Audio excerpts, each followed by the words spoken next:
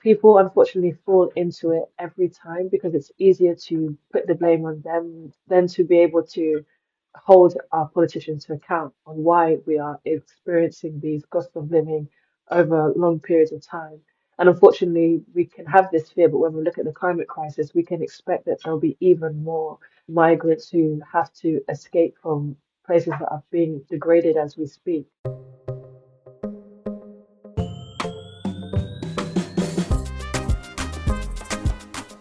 I'm your host, Soraya Sinozie, and this is Diaspora and Development, where we give voice to people of the diaspora working in international development.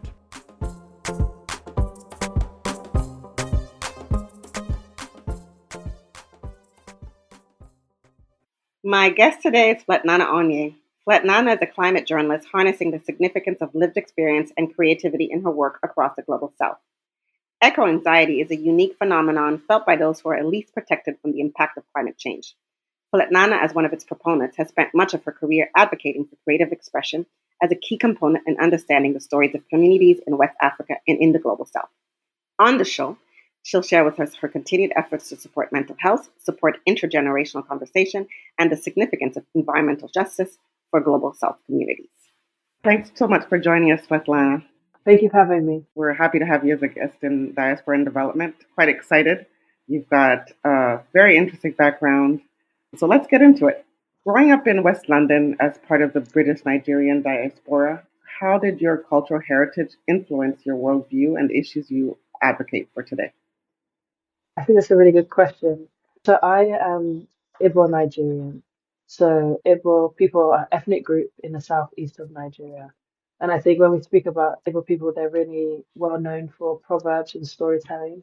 For example, when we speak about the most famous Nigerian author, we speak about Chinua Achebe. I mean, now we talk about Chimamanda Ngozi Adichie. So I think storytelling has always been this powerful tool that I've known that has been a part of my culture. And so being a storyteller myself has been a natural development. And I think that also with being Nigerian, I learned very early on about Ken Saro. So he was an environmentalist and a writer who wanted to protect his land and the Ogoni people from the impact of Shell and what oil was doing to the environment. And unfortunately, the Nigerian government ended up killing him and some of his comrades. But being able and understanding the power of storytelling and understanding these great giants such as Ken Saro really influenced my need to be a storyteller myself, but also to engage in activism and advocacy for people. Interesting. So it's in your blood, Chinua Achebe and Ngozi Adichie, which I actually just saw speak a couple of days ago. Oh, wow. So these people, they're poetic. And Yeah. I remember reading Things Fall Apart, and I was like, it was so far left from what I had read before, but very profound. So it's in your blood. Interesting. Exactly. Were there any key moments or role models in your early years that inspired you to pursue activism and journalism, apart from the people you've mentioned? Yeah, so I think for my parents who came to UK from Nigeria, I think seeing them adapt to a foreign land and seeing the way that they were treated, experiencing racism from our neighbors, for example, and different situations like that made me learn very early on that in this life there are some people who are subjugated or who look down upon for reasons that are not to do with who they are as people, but rather the color of their skin, maybe, or the circumstances that mean that they have to move from their home into somewhere else. And I think growing up in that environment and recognizing very early on what I believe was wrong from right meant that I wanted to speak up against that and make sure that people who are marginalized actually are able to advocate for themselves. Because often, even now in the UK, where there's heavy discussions about immigrants and an influx of people entering the country, people don't do that. People don't leave what is comforting to them by choice. Hmm. And often there's geopolitics involved that means that people move from that safe space into a foreign place. And I think that's important for me to, especially because of my background, advocate for people who are often not given the opportunity to have a voice. Given the many years of immigration in the UK, perhaps the most influx in the 50s and 60s, it's still a big issue. Still a big discussion. Does it come in wave or is it always a continuous conversation? Yeah, I think. unfortunately, it can be used as a tool for political parties to gain voters. I think, especially when there's periods of high costs of living, what everyday people are fearful for is lack of security. How am I going to have employment? How am I going to feed my family? How am I going to actualize myself in society? And I think that often when political leaders are trying to get voters, they recognize that they can play on this by saying that there are a group of people who are a threat to your security. And oftentimes they use immigrants as a perfect example. So recently, with the elections, that was the big thing of closing the borders. How are we going to deal with this influx of people who are threatening the British identity, but also the security of that identity? People unfortunately fall into it every time because it's easier to put the blame on them than to be able to hold our politicians to account on why we are experiencing these cost of living over long periods of time. And unfortunately, we can have this fear, but when we look at the climate crisis, we can expect that there'll be even more migrants who have to escape from places that are being degraded as we speak. It's a cycle that we as the public fall into, but also politicians exploit. And when they talk about British identity, you're still, as a population from the diaspora, still being othered. You're still not part of the British identity. Exactly, and I think as a diaspora, that can be a difficult identity to have because, for example, you might go to your home country where your parents are from and you have a British accent, you don't Hmm. know the language. So even there, you recognize straight away that you're not home. Then you come to where you are born, and people are saying, but where are you really from? And why do you dress like that or look like that or have hair like a particular type of way? It's this idea that you don't belong anywhere. Mm. Um, and you have to just accept that, which can be difficult. It can be difficult. I call it a hybrid culture or hybrids. Yeah, I'm not this and I'm not that. exactly. Gives us a superpower, I think. I 100% agree with you. You Yes. have a strong creative background. Was writing, music, or storytelling always part of your life growing up? You mentioned your background and how Ngozi Adichie and Chinua Achebe always were part of your influences. But were you writing and singing or interested in this since your youth? Yeah, because my parents came here and they didn't really have a lot, they were always working. So fortunately, we lived next to a library, so they'd often take us there like rest between jobs. And I think that was the first time where I discovered a book and realized that actually in this story, I'm not Svetlana, I'm not this character. And it allowed me to dream. And I think that learning how to engage in these books then allowed me to write myself because I wanted to replicate these stories. I'm the only family member that likes to sing and do music, but I think that engaging with the library in that way was a pivotal moment for me. My parents, before they came here, my dad was a journalist in Nigeria, and when he and my mum were growing up together, they did do things like write theatre plays and engage in that. But unfortunately, because there wasn't enough resources and they eventually came to the UK, all of that creativity sort of simmered away. So it's definitely because of books, I think that I am Mm. the way that I am, Didn't which I simmer away. It went into you. It didn't simmer yeah, away. It was there. that's a beautiful way to say, yeah, yeah, I agree. What was your first experience with climate activism and how did it shape your approach to advocacy? When I was 18, I was studying journalism and we had to do an original story. So I went to, at the time, it was a community called Grow Heathrow. So they were planning to do a third runway, and this community were essentially squatting there to try to say that you shouldn't do that, it's going to destroy biodiversity and the community, etc. So I went there and I interviewed the people that were living there. I was really inspired because there was people from the UK, from Russia, from France, from all around the world.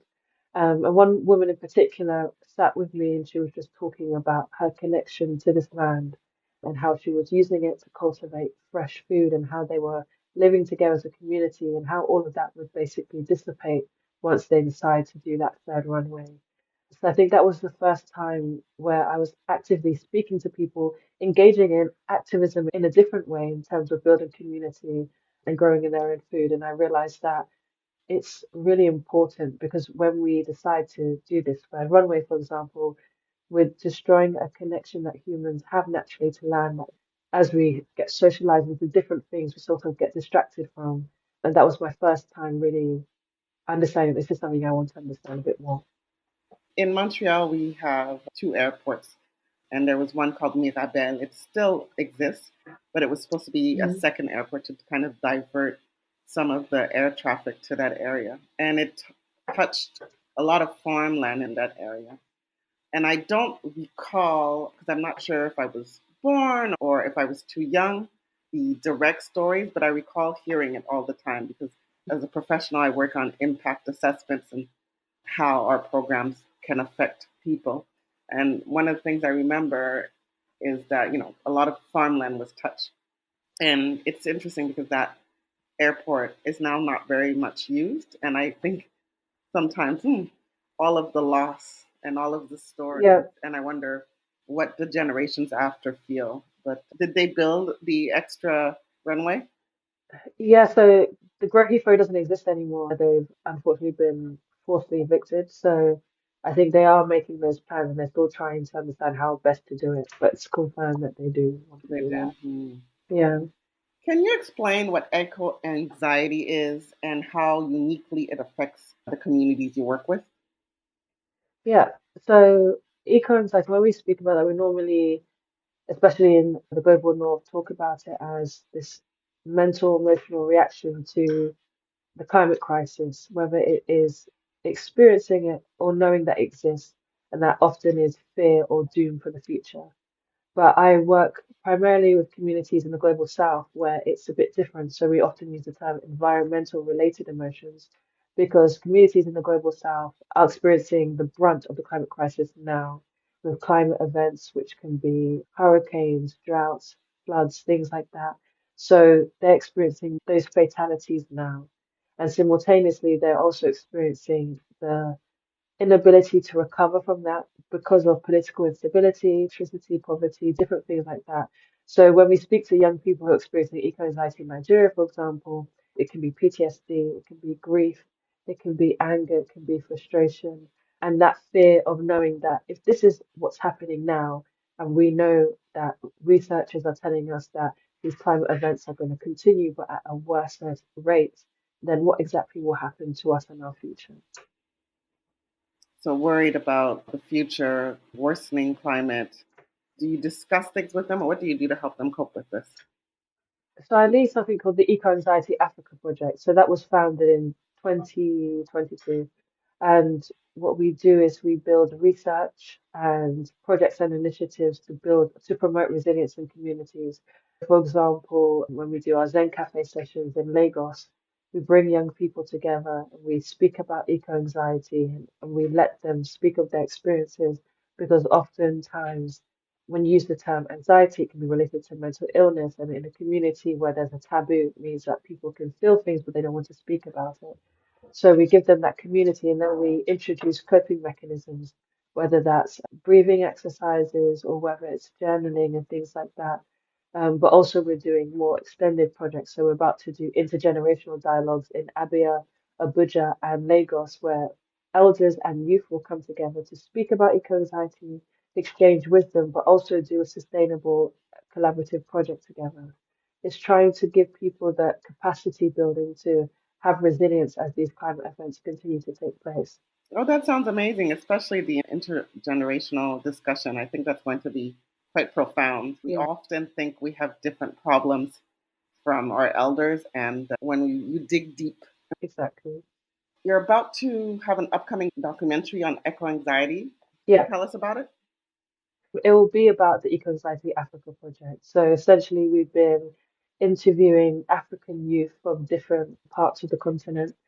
And we just want to amplify these stories to show that there is a prevalence of eco anxiety on the continent, and also speaking to subject matter experts to emphasize that point with data and analysis of what's happening and the linkages to climate events and the situation in these countries.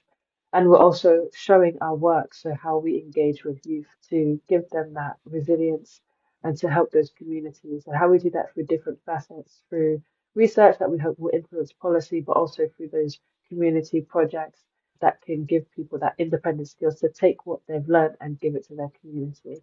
So hopefully through that documentary, we will have this inclusion of African voices when we talk about this phenomenon of eco-anxiety, rather than just understand what it is in the global north perspective, which is a fear of what's to come, when that's not the case for millions of people in a different part of the world. You emphasize storytelling in your advocacy. Why do you believe creative expression is such a powerful tool for climate activism? Yeah, I think that storytelling is soft power. We engage with stories all the time, whether it's the lyrics or the music that we listen to, or even the style that certain news publications use that influence how we see the world, and movies. So I think that if we see that there's like dictatorships and things like that. And the first thing that they try to sort of manipulate is stories and things like that, then it only shows us that it's really powerful tool. I think that we can use the stories of people who are impacted by the climate to build that understanding of this is what's happening. And these people, they're no different to us, that they're experiencing these things. And actually, how can I help? Or how can I use what's happening to understand what is to come? So I think it's a really powerful tool, even when we're talking about engaging people who don't believe in the climate crisis or people who have been hearing it so much that now they're apathetic. So I think storytelling should be used as a way to inject life into climate activism and also to engage as much communities as possible. Do you think these stories can create real policy change? Yes, I think if we embed stories into research, that can happen. So, for example, when we create research for the Eco Inside Africa project, we can't prove our point without including the lived experience of youth. And we're only going to get that by going to them and telling them why their story, their life is important. And I think when we embed those stories into research and we work out how to use stories as a data tool, then that in itself can prove to politicians and prove to policymakers that something needs to be done. And I think if we don't have those stories, then we're not able to prove that in the way that we can. A lot of times when we're talking about climate activism, we have a few symbolic people, usually from the North or the Western world, and not a lot of voices from the global South. What challenges have you encountered when trying to center marginalized voices to climate justice conversations? Yeah, even when I think about working with like particular research institutions, but also when you enter the international climate policy space like COP, these institutions have been around for a number of years and they're used to a type of voice and they're used to a type of education and a type of location that they allow individuals to speak from. And often those individuals look and sound a type of way. I think that's why when we talk about decolonization, it's like recognizing that those thoughts are influenced by colonial mentalities. So often the challenge is that when you do try to bring new voices into that space, the decision makers already have this idea of what that voice is going to say or how intellectual that voice will be in comparison to what they're used to. And it's about challenging that and creating and making people realize that if you are in that echo chamber, the idea of just transition or climate justice will never be true because you're only going to create decisions that benefit one part of the world. A big example of how we saw it was in COP29, where countries from particular in the global south were not always in particular conversations, or even after the decision about the climate finance doesn't speak to what's actually the reality on the ground in the global south. But unfortunately, we have to keep challenging that if we actually want to create sustained change for everyone in the world. Thank you. It's interesting. I think a lot of people don't know how COP works, and a Yeah. lot of United Nations. I used to participate in the CSW every year. It's the women-led organizations meet, etc. And a lot of civil society participates in what's called side meetings. So it's hard to have direct conversation with the real decision. A lot of times, people are invited to look, Yep. but I didn't realize COP was the same way, where you're on the side, but the influence to change policy is quite difficult. Yeah, so at COP, if you come with the government, you have a party badge, which means you can enter negotiations about policy. But a lot of the time, civil society comes with an observer badge, which means you can't even enter those rooms. And you are literally spectating and hoping that the decisions that are spoken about at the closing plenary reflects what you feel needs to happen on the ground. And oftentimes that's not the case, which is why there was such an uproar with the recent COP. And again, this is an institution that's existed for years in a particular type of way. And even though a lot of mechanisms they employ does not work, it doesn't always mean that the change is actually happening, which is why we see fossil fuel lobbyists attending COP, which is why we see particular groups of people having more of a voice than others. And it's unfortunate, but we can only hope that it will eventually change to serve everyone if we're really going to deal with this climate crisis. On that same theme, the global south only contributes to about 4% of global emissions, yet suffers disproportionately from climate change. How do we reframe global climate conversations to reflect this reality? Is there another way besides COP? Yeah, for me, it's like, for example, if there was a meeting where, let's say, the UK was speaking to Nigeria about energy transition or how we're going to do climate finance or anything like that, it's understanding that it's not only about the two political leaders being in that space. It's also about bringing the actual people in the community who are experiencing the daily realities of the climate crisis. That to me is what it means to bring the right voices into the room. Because even when we speak about political leaders in the global south, especially if I speak about Nigeria, they live in a particular privilege that doesn't reflect what everyday Nigerians are experiencing.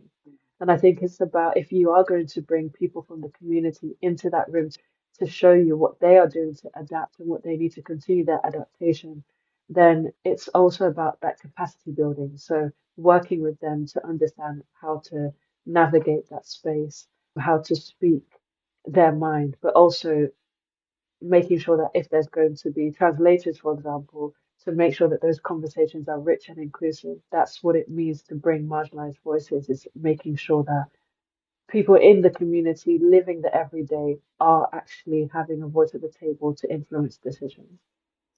And on that same vein, you're working on creating an institutional youth climate council for the UK government. What impact do you hope this will have, and how will this council be composed?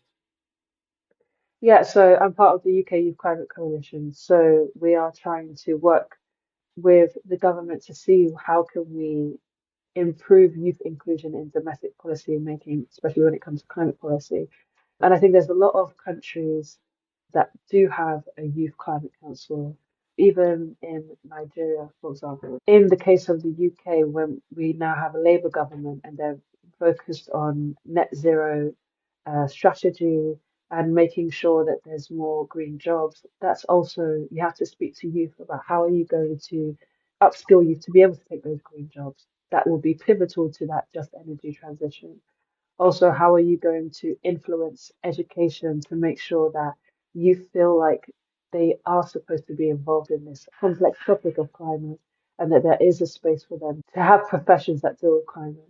And the only way you're going to understand how best to do that is through engaging youth and creating a clear pathway for that to happen. There's so many youth groups that are dealing with different things, different issues in the UK, but it's quite fragmented. So a youth climate council would be able to bring all of that together to create a healthy stream to communicate to the government, to feed into climate policy, but also to collect youth needs from the ground. It would definitely be a game changer. And I think that the government are trying to engage with youth, but they're also trying to understand just how to do that. That's an example of how that can be possible. But they're open to it. I think they are open to it over time. Yeah. Among the many things you do, you also founded Not Actually Radical. I love the title. I'd like to find out a little bit more about it. It's an educational platform aimed at empowering the diasporic community. What inspires this initiative, and how does it contribute to unlearning and imagining new futures? Yeah, so I created Not Actually Radical because I was doing a master's and we had to pay for that, and it's a lot of money. And then you're sitting there and you're studying the politics of conflict, rights, and justice, and you're understanding all these heavy theories. And for me, it made me realize that, okay, this education can help people to understand change, but then I've had to pay X amount to get it. It doesn't seem fair. So I think creating Not Actually Radical was my way of understanding the power of education, but the power of accessible education, and that these theories can be broken down to be understood by someone who hasn't had a master's, and they should be able to access it. And I think that when you have that education and when you have that access to even different novels that promote change, like Octavia Butler, then you can have that space to dream and to imagine and to believe that things can be different. So that's why I created it. And the term Not Actually Radical is basically, I think sometimes when people do try to propagate for change, they are given the term of being a radical. And when I look at the state of the world, it shouldn't be a radical concept to want people to live comfortable lives, to live fruitful lives, to not suffer, to have access to basic human necessities. So that's why I named it Not Actually Radical. Thank you. You're also a singer. You released Mhm. an album, I believe, last year. Yeah, Can you tell us about it? And does that have anything to do, or are they two separate things, with your environmental advocacy? yeah. So I released Rage. I think it was for me this idea that as a woman who's been through like difficult relationships where I've experienced difficult things, you're left with really heavy emotions and a lot of anger. But I think that can be turned into art that gives that peace and healing. With the music that I create, what's important for me is to write songs that speak the truth of the human experience. I think there's a lot of love songs, and we know that human beings experience love, but sometimes we also experience regret or feeling like shame because maybe we don't live up to our parents' expectations and different things like that. And I want to create music that speaks to that and makes us realize it's kind of like that James Baldwin quote that when you read, you realize that you're not alone in the world anymore. And I think music can do the same thing. And I hope that with that project, I was able to do that same thing. Super. What's the title of your album? Rage. Yeah, that's good. Good title. Thank you. If there was a key message you'd like listeners to take away about climate activism in the global south, what would it be? I think it would be that there are so many incredible people in the global south, activists, environmentalists, youth groups that are really doing what they can with the little they have to create change. And they've understood their community, taken the time to understand their community, and are helping them to build things to adapt to this crisis that we're experiencing. And what they need is not to have people necessarily speak for them, but to be amplified and to be brought into the right spaces to continue their work. I think they need more funding, especially when it comes to the Eco Anxiety Africa project. It's youth led and it needs more funding to increase the scale of the impact that we're doing. And I think that a lot of organizations, even civil society in the global north, can learn from what activists in the global south are doing. Unfortunately, the thing about living in a globalized world is if something is happening in the global south, eventually it will come to the global north. So instead of thinking about it in a separate way of this happened to them and we should get used to that and X, Y, and Z, actually, what can we learn from them to prepare for what is to come, but also to bring a collective, joined, safe world? Thank you. Join us every first Tuesday of the month. Don't forget to like us, follow us on Apple Podcasts, Spotify, and find us on Instagram and on our website if you'd like to be featured as a guest or have any recommendations for guests. We look forward to hearing from you.